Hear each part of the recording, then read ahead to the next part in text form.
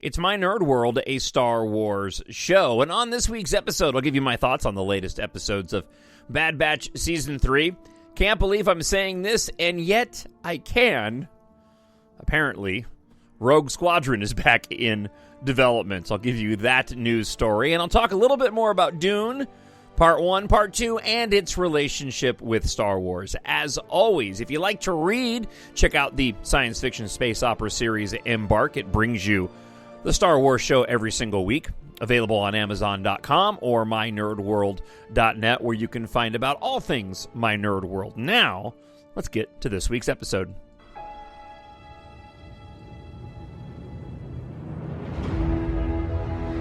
Nothing will stand in our way. I find your lack of faith disturbing. I will finish what you started. Who are you? I'm no one. There are stories about what happened. It's true. All of it. The Force. It's calling to you.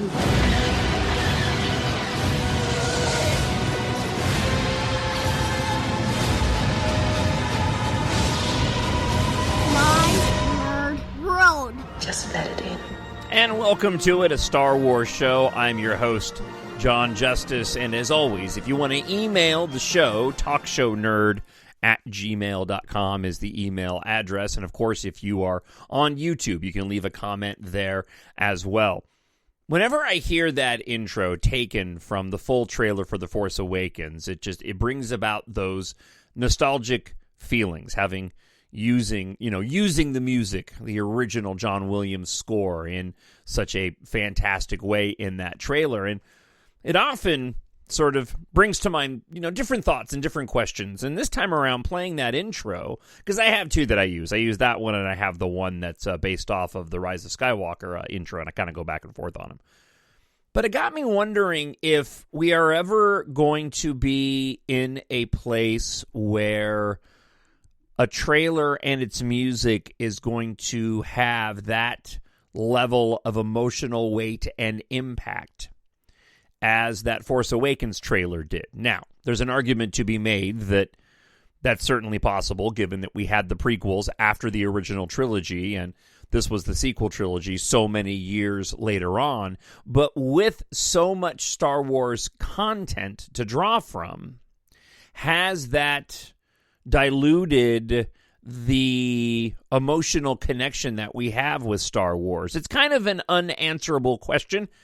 Listening to that, though, it evoked those feelings that I always have when I hear that sweeping John Williams score. And I was just thinking to myself, wow, the next opportunity that we have to see the trailer for whichever film they decide that they want to make first and put in the theaters, is it going to bring about that same type of nostalgic tingle, for lack of a better way of describing it? And we won't know until we actually see it and what the story is. Like, I'm going to talk about Rogue Squadron here in just a moment, and I wonder, is Rogue Squadron going to be able to tap into that in the same way that a saga film does? This Rey film that they're supposed to be working on, is it going to reach that same level of nostalgic connectivity that those of us that grew up with this franchise have and still have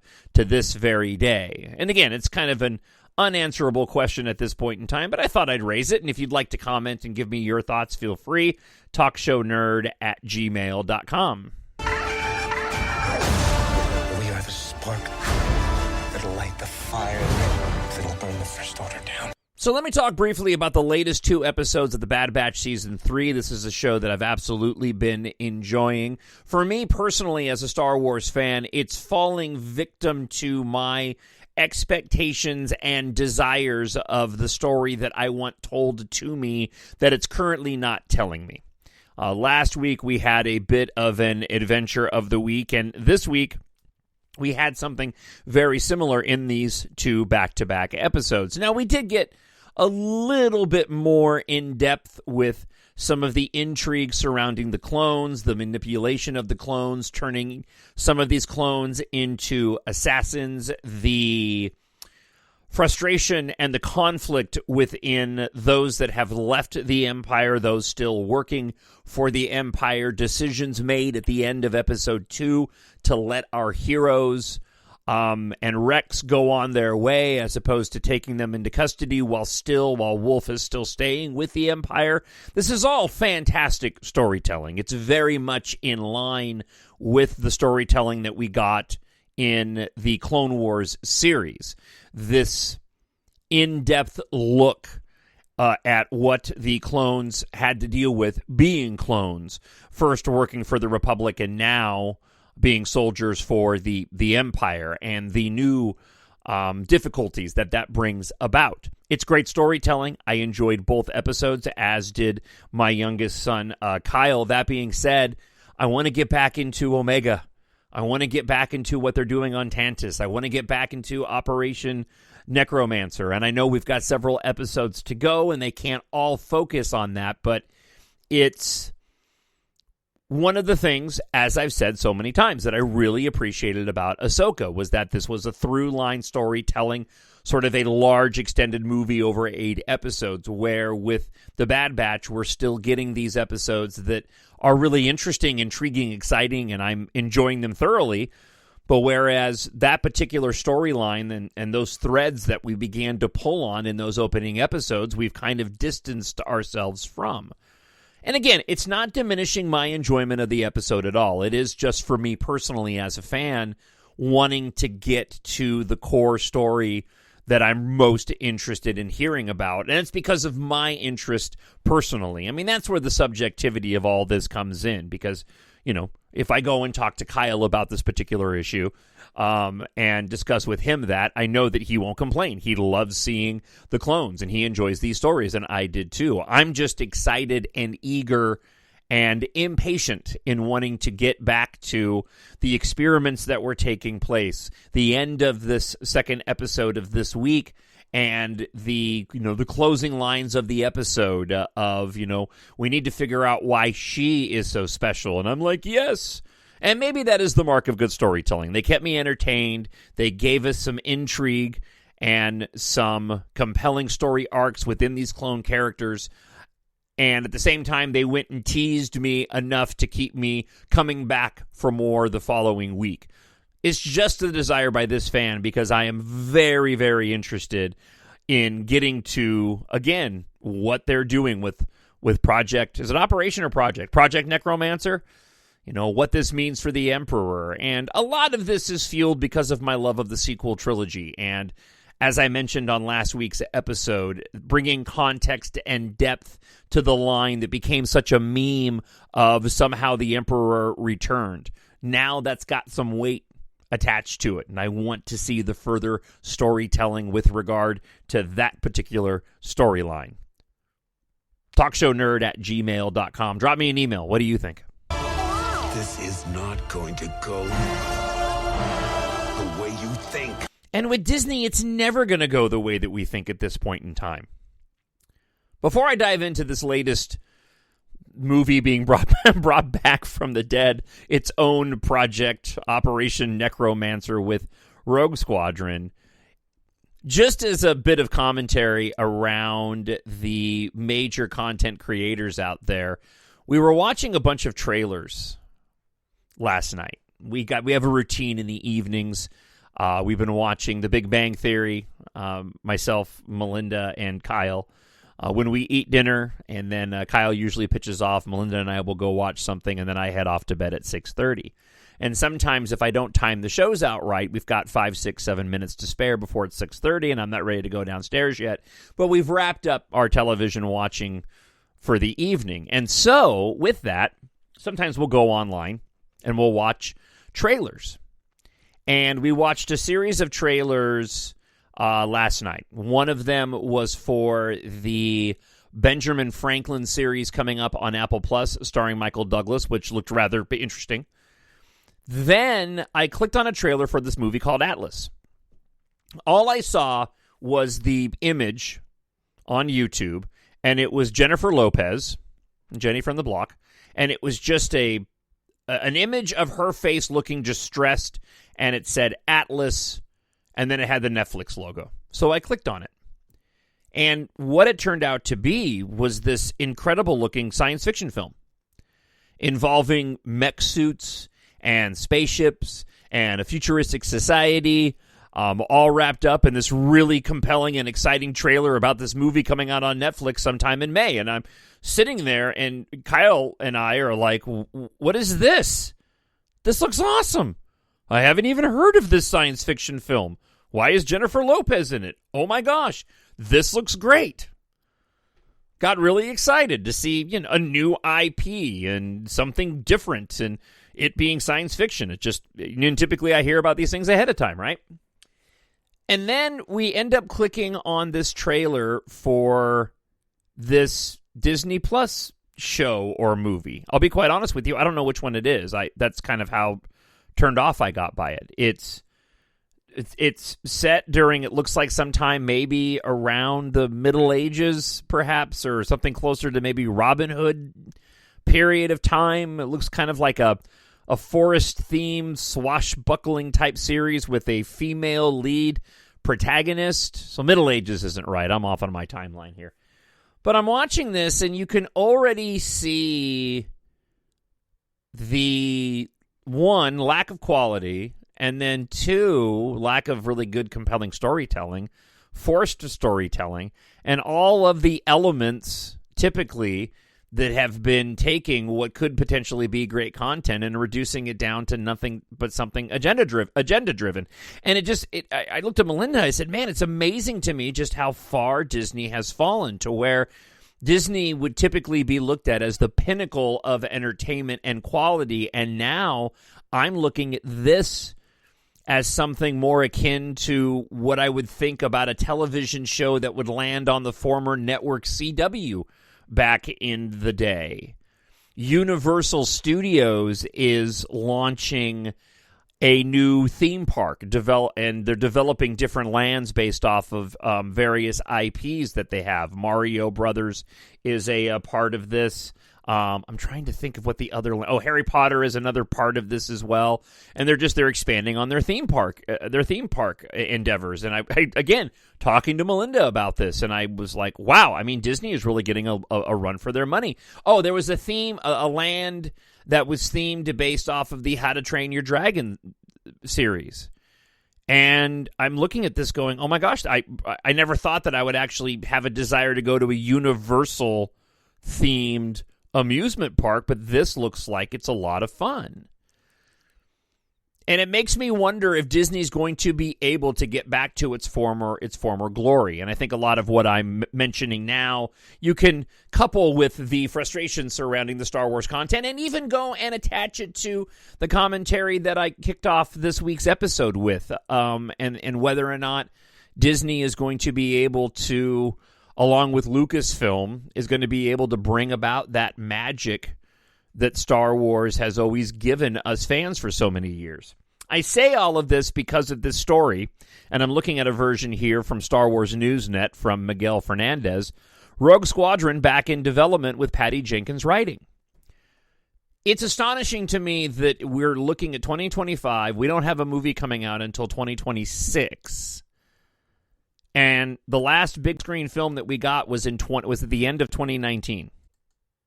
I know we had COVID in there, but you're looking at 7 years of what is the most popular franchise ever created. And they have not been able to get a movie back to the big screen in 7 years. And we've had numerous movies come and go.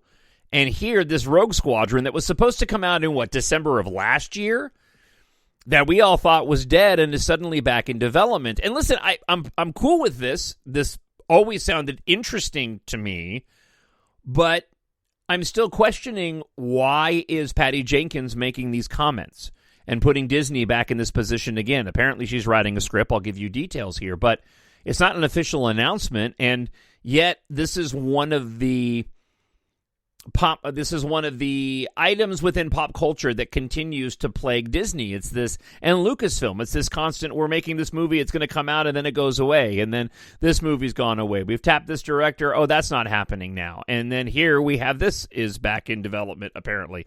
In a stunning turn of events, Patty Jenkins herself is saying that after Woman 3 was put on ice, she is back to developing Rogue Squadron for Lucasfilm. The comment was made during her appearance on the podcast Taking Pictures, where the host, Ben Mankiewicz, asked about the once canned Rogue Squadron, and this is what Patty Jenkins said, doing that thing with my fingers. When I left Star Wars to do Wonder Woman 3 and I started working on that, we talked about, well, maybe I'll come back to Star Wars after Woman 3. So we did a deal for that to happen, started a deal. But when Wonder Woman 3 then went away, Lucasfilm and I were like, oh, we got to finish this deal. We finished the deal right as the strike was beginning. So now I owe a draft of Star Wars. We'll see what happens there. You have a hard job. They have a hard job in front of them with what's the first movie they're going to do. They have other directors who have been working, but now I'm back doing Rogue Squadron. We need to develop, get it where we're both happy with it. Now, again, Rogue Squadron was reportedly shelved weeks before it was supposed to enter pre-production, with the previous draft by Matthew Robinson. That happened in the fall of 2021, once it became clear that Jenkins' alliance was with Warner Brothers and Wonder Woman 3. That movie was eventually scrapped since James Gunn took over the DC studios and restarted the entire machinery. Shortly after that announcement was made, Patty Jenkins said on social media that she was back working for Lucasfilm on Rogue Squadron, but reports from a few months later, and Kathleen Kennedy herself hinted that this wasn't really happening. Kennedy said it in an interview during Star Wars Celebration. It's not an abandoned project, it just didn't happen. Rogue Squadron, that's definitely something that we'll still talk about. Whether it's a movie or whether it ends up being a series space, that's definitely something. Now, in May, a few days into the WGA strike, she followed up. Lando is still on the books, and Rogue Squadron is still on the books. We just want them to be great. Lando was shortly thereafter announced as a feature film after Stephen Glover slipped in a podcast interview, and it seems like Rogue Squadron was also suffering the same fate back then, with the studio revisiting it. However, Lucasfilm's priorities at the moment are Jon Favreau's The Mandalorian and Grogu, which is quite funny. I had completely forgot about it as I started this conversation. But yes, The Mandalorian and Grogu, which I've talked about on this very episode, which will film this summer in California, and the new Jedi Order, which is the working title, the Daisy Ridley-led movie that takes place 15 years after the rise of Skywalker.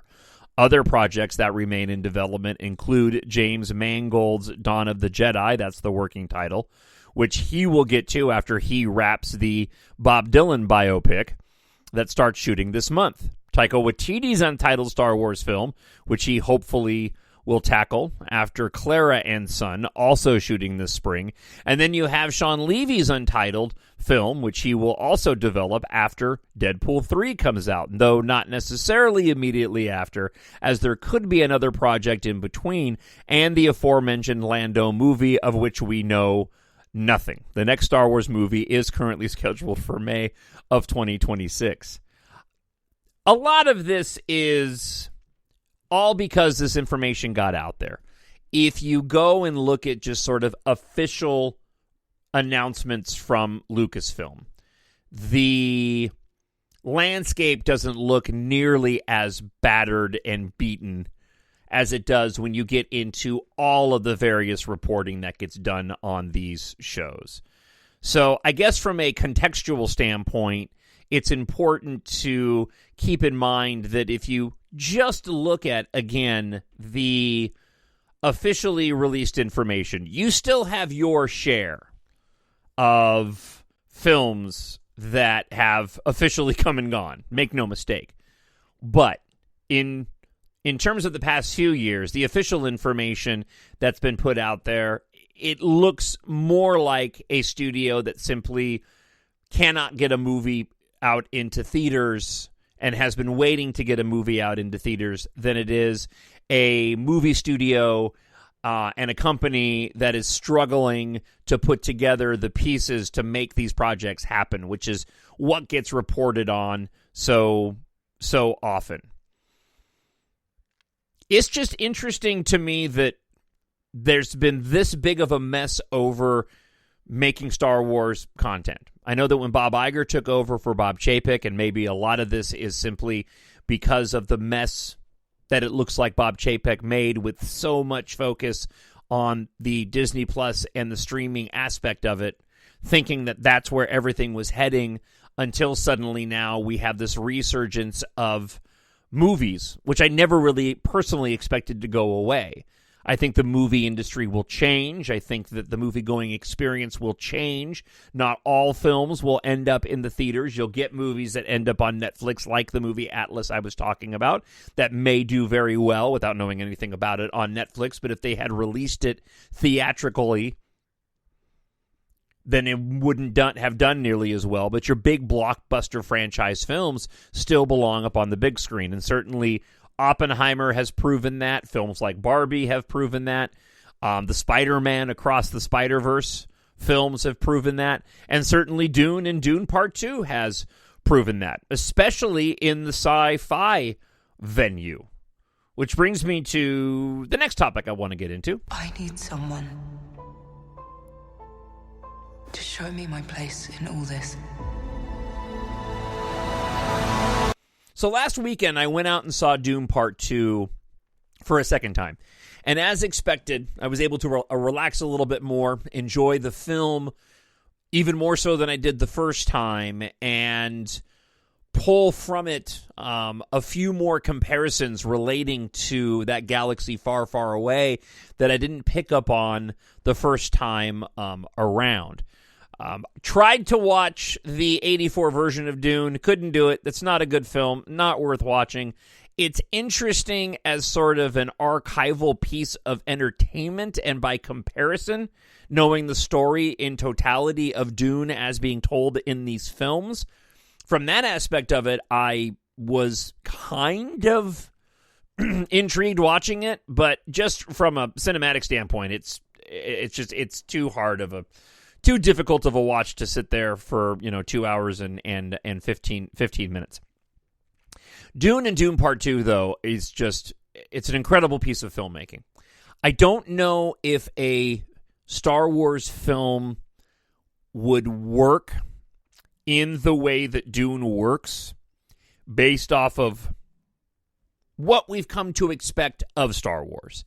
And the fantasy, and I'll use the word again, sort of action-adventure and swashbuckling nature on occasion of Star Wars, where Dune has incredibly heavy themes, mythology that is approachable when done theatrically, but more in-depth and complicated when looking at it in novel form.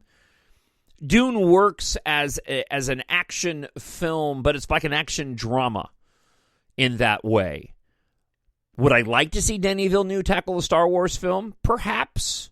If it was something that is going to tap into his filmmaking style.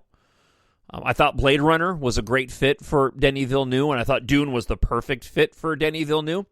But there were a couple of things watching Dune Part 2 and just the story as a whole where I made comparisons on previous podcasts of Dune and Star Wars, and we know that George Lucas pulled from Dune, but mostly focused on the original trilogy and less on the prequel trilogy. And now I see that actually George Lucas's storytelling in both the original trilogy and the sequel trilogy took a lot from Dune. Now, there's an argument to be made that a lot of this is being attributed specifically to Dune author Frank Herbert, and I think that you could probably go and look at the storytelling tropes and methods of Frank Herbert and draw from the hero's journey, previous mythology, Joseph Campbell as well. So, while you could say that George Lucas was inspired by Frank Herbert in Star Wars, which certainly that was the case, again, I think Frank Herbert and George doing his due diligence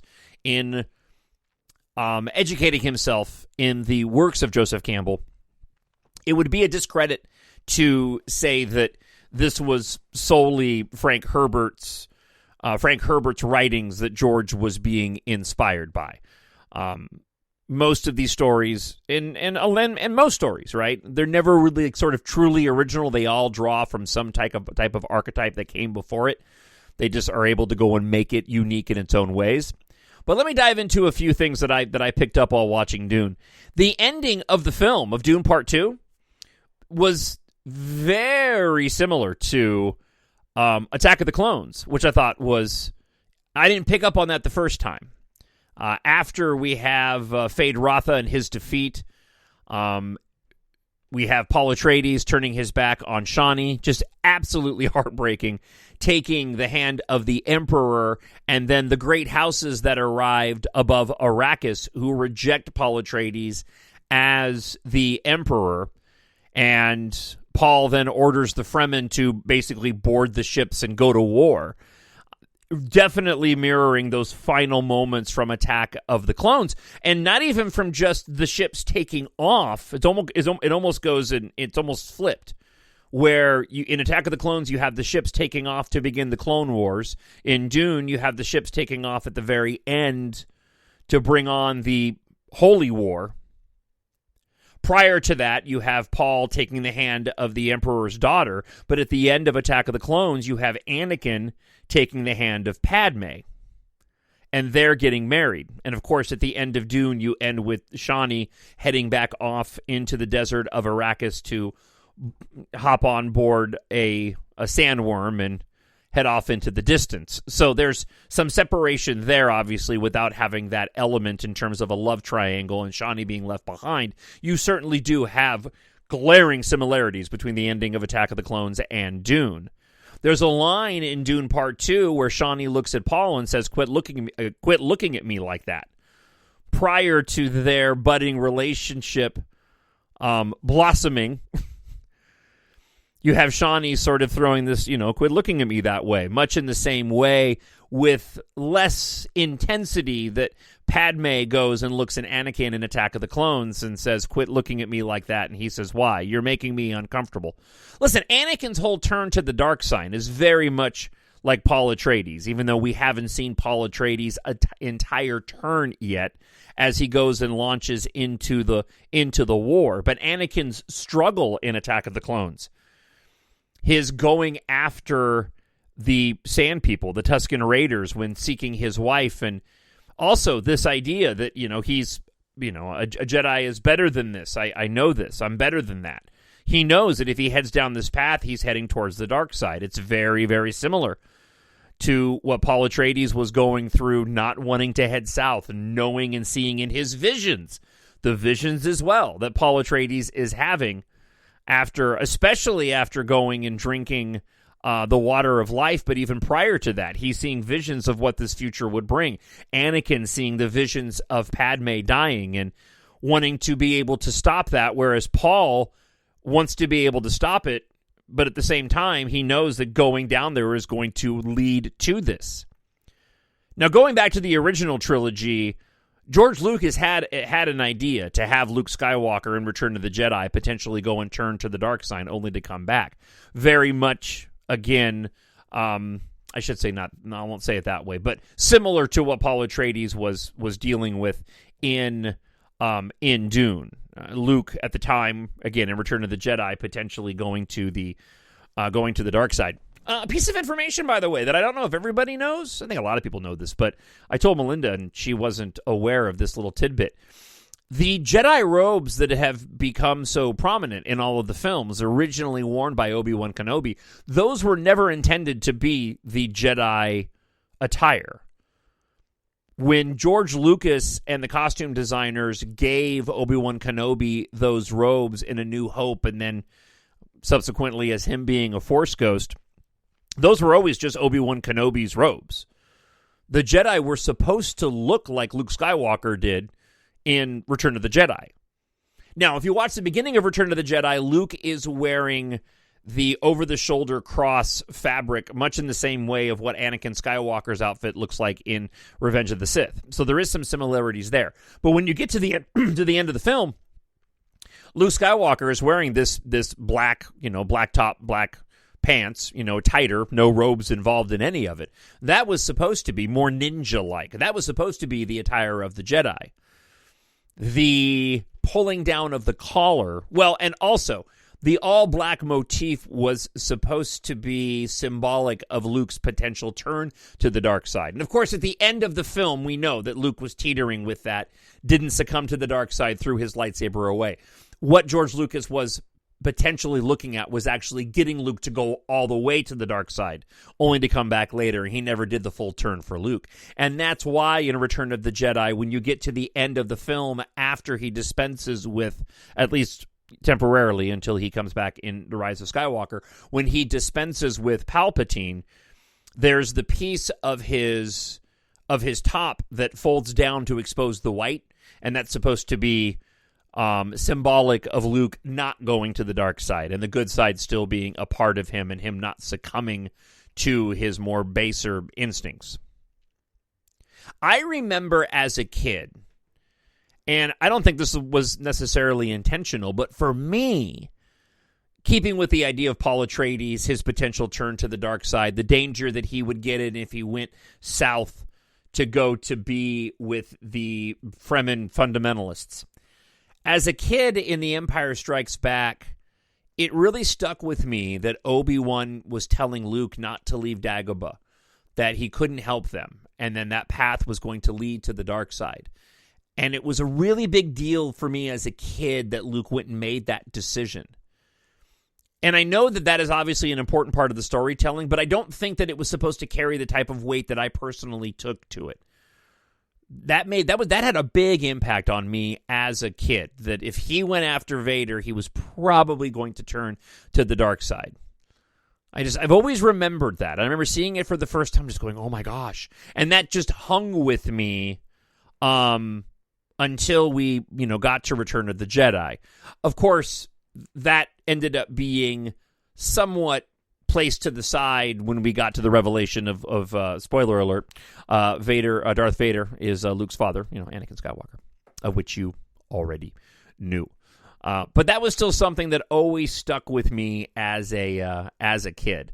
I'm really digging the Dune mythology. I think I mentioned on last week's show, I'm a little hesitant to read the books, just because it sounds like a lot of what Frank Herbert has done is really, really out there. That original Dune story is so beloved, however, that I may have to go and give that one a read.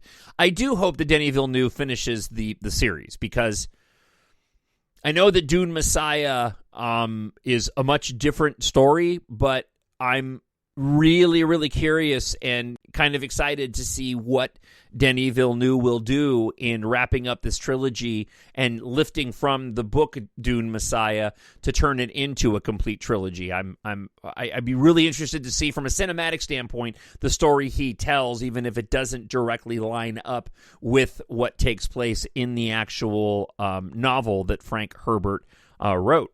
But again, as always, what do you think? TalkShowNerd@gmail.com. And if you are on YouTube, leave a comment there, and I will get to your comment on next week's episode. For those of you who have listened to the podcast before, thank you so much for checking out the show. I greatly appreciate it. And for those that haven't, if you want to support my nerd world and you are an avid reader, please take a moment and check out my science fiction space opera series, EMBARK. I was inspired by the storytelling of George Lucas.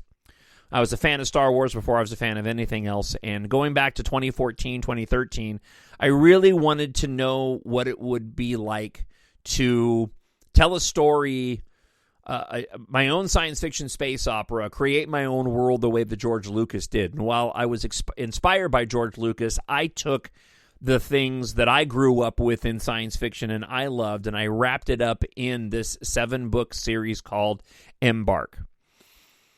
It's based in the future where air and spaceflight culture has replaced car culture. And book 1 is this, what I think, an interesting mix of an apocalyptic, post-apocalyptic story, because I love those disaster films and stories of when I was a kid, and even now I'm a big fan of Roland Emmerich, which ends up becoming this epic and sweeping space opera story that carries you through 7 books in all in this series. The description for book 1 of EMBARK is as follows. Mechanic Taft Guardia picked the right day to upgrade his ship. With interstellar travel possible, Taft prepared to travel the galaxy one day with fellow pilot Keith Amaro. But after receiving a message from her father, a cryptic message from her father, an aerospace engineer who died 1 year earlier, exploring the stars becomes a matter of survival. Unaware that an industrial accident inside a D-Corp military spacecraft factory is about to set off an apocalyptic chain of events, forcing a global evacuation, they make a shocking discovery. When the ruthless Sint Argum of D-Corp threatens to destroy every vessel not loyal to his regime, Taft, Keitha, and their crew realize what they've found may be the only key to saving Earth's evacuees before it's too late. Join a ragtag squadron of pilots and one reluctant hero on a journey of survival across the galaxy as they fight for their future among the stars. Treat yourself, a friend or a family member with science fiction today. It is written for adults, but it's great for ages 11 plus. Start with book 1. It's available in ebook, Kindle Unlimited for free if you subscribe, hardcover, paperback, and audiobook. You can also purchase paperbacks directly from me, cheaper than what you get them on Amazon. All you have to do is email me, talkshownerd@gmail.com. And I have various formats that are available. Hardcover, paperback, both gloss and matte cover. Sign them for free. Shipping super cheap as well. talkshownerd@gmail.com. But if you're an ebook reader, head on over and pick up book 1 today. It's only 99 cents available on Amazon.com. And if you like your science fiction, space opera to be epic, filled with amazing technology, some romance and action, then EMBARK is perfect for you. Amazon.com, search for EMBARK, Jon, Jon Justice, or you can hit the links over at mynerdworld.net. Thank you so much for checking out this week's episode from a galaxy far, far away. I hope wherever you are happy, you are healthy, you are safe. God bless, and I'll talk to you again next week. Bye. The Force will be with you, always. My Nerd World.